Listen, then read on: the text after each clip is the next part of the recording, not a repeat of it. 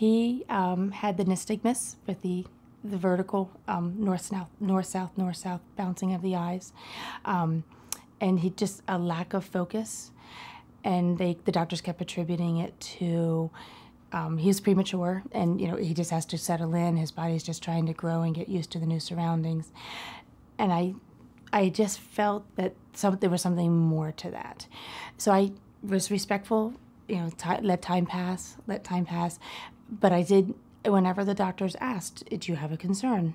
I would reiterate, yes, I do have a concern with the eyes. And I think that there's a lack of focus and a lack of just being able to strengthen and hold them still. I said, but I know the doctors were saying that it's just a prematurity thing.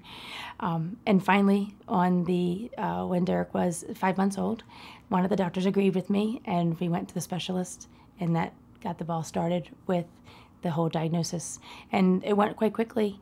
They did it within a week. They did an MRI. Within a month, they did an EEG, and we had a diagnosis. So we didn't struggle, but I do think it's important that even if someone's saying no, no, no, I think it's important to still politely say yes, yes, yes.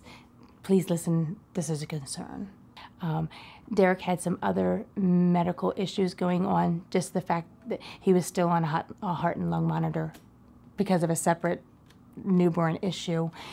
So we were, and I dismiss that, but that probably is a legitimate part of the story because he was so fragile when he was first born.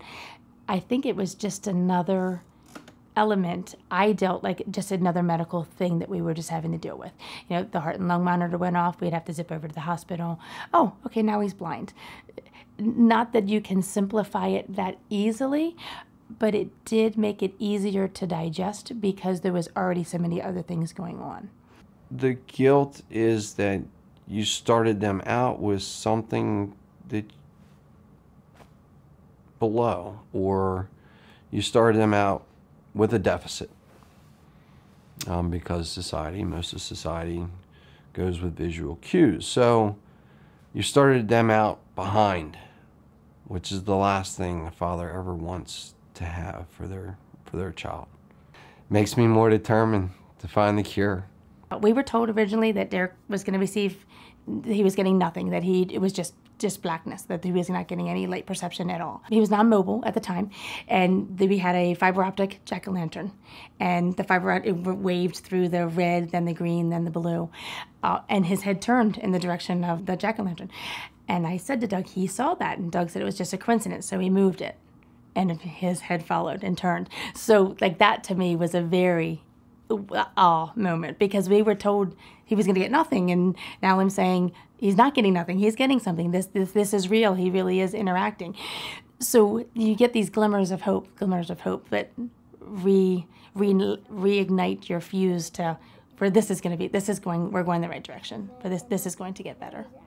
Determined to try to make my children's life as the same as everyone else's, giving them the opportunity to achieve, to be good at something, to be great at a lot of things. That's my goal. We don't in any way restrict them. We kind of encourage them, to go ice skating. It's kind of remarkable when you go ice skating with two blind children, how open the ice gets in front of you, and there's not so many people skating in front of you, but we try not to restrict them in any way.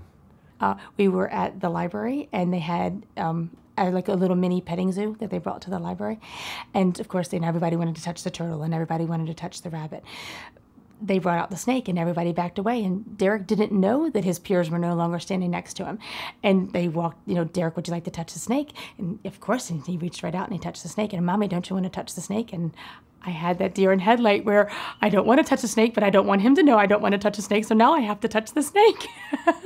So I put my hand forward and I touched the snake, and that was the first time I had ever experienced a snake. He's going to be what he wants to be. He's going to be, and hopefully he'll be the best at whatever he wants to be. as well as Meredith. I mean, I believe that both children are going to strive and to be the best, but again, time will tell with that. We have worked, in collecting monies for the walk each year. The first year that we walked, we raised a little bit, and a little bit from 100 people is a lot bit. And the next year we raised a little more, and I am not adverse to talking about the children. And in talking to the children, it's amazing that your accountant wants to help with a check, your dry cleaner wants to make a donation, the dentist can't give you any money, but he can give you a power toothbrush that you can auction off. So fundraising for me is pretty easy because you just have to be creative. The children and I and Doug's side of the family helped with, we did a hot dog sale at the local Walmart and, raised some money. We sold pizza cards. We were selling Rita cards. So you just have to be creative and not be afraid to ask. You can ask 100 people, and if 100 people just give you a little bit, that's still a little bit more than we didn't have before. 6 years ago, or 5.5 years ago, if I knew what I knew now, I would become extremely involved in the foundation.